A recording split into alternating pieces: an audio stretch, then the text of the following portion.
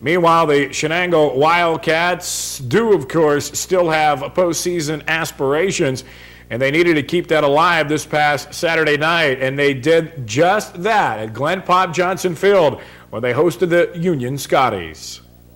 Saturday night, Glenn Pop Johnson Field, it was Shenango and Union doing battle. Chris Dibley, a Wildcat quarterback, handing off to Jeff Swiner, who rips off big yardage off of right tackle.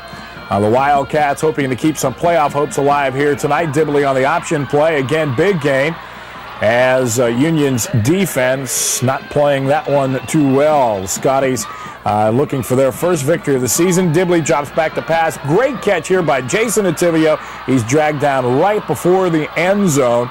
And then the Wildcats will look to big number 33, Scott Johnson. And Johnson will ramble in off of left tackle.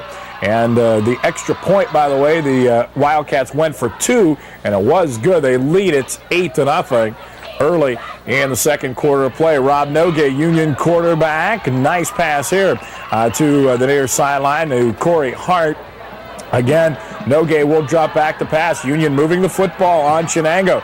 Nice play there by the Scotties inside the 25 to about the 23-yard line. But here it comes, the play of the game that really turned this game around with Union driving. Passes picked off by Swiner. Watch this run by Swiner. Bounces off 1, 2, 3 Scotties. Goes down to the far sideline, and he'll race 84 yards for a touchdown, which a play that really broke the Scotties back.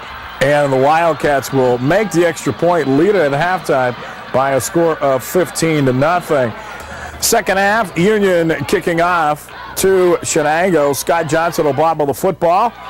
And he picks it up, and now Johnson looking for some room to run. He'll bring it out close to the 20-yard line. Oh, Union, tell you what, they moved the ball well in this football game. If they're able to get a couple of breaks, they would have been right in it against Shenango.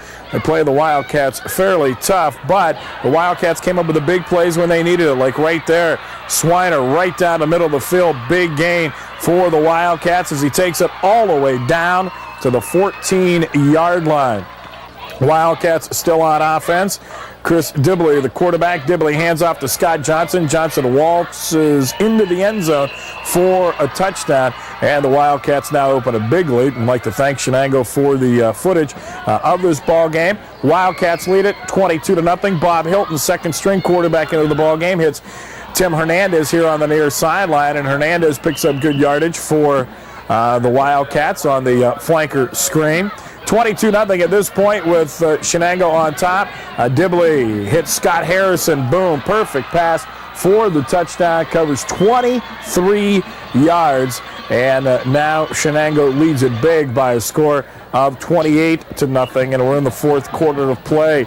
Union trying to get something going offensively here. Maceo Cheek into the ballgame, by the way, at quarterback. Rob Nogue was injured early in the first half. Corey Hunt, good gain inside the 40, close to the 35-yard line of Shenango. Wildcats basically with the second string in here. Corey Hunt, again, good carry. This time we'll take it close to the 15-yard line, and then Ron Duglowitz will score from 1 yard out. 2-point extra point went no good. You'll see that coming up right here. Again, Cheek under center, and the Scotties will try the 2-point conversion, but Cheek with nowhere to go, and the Wildcats win it 28-6. Well, it won't be easy for the Wildcats to make the playoffs. A big and tough task in front of them. They'll be at Farrell to take on the top-ranked Steelers this Friday night. Should Shenango win the ball game, they will be the second representative from the Tri-County North along with Farrell to make the playoffs. But the Steelers, they've given up an average of 3 points per ball game this year. So Frank Bonchavingo's Cats have their work cut out for them this Friday evening.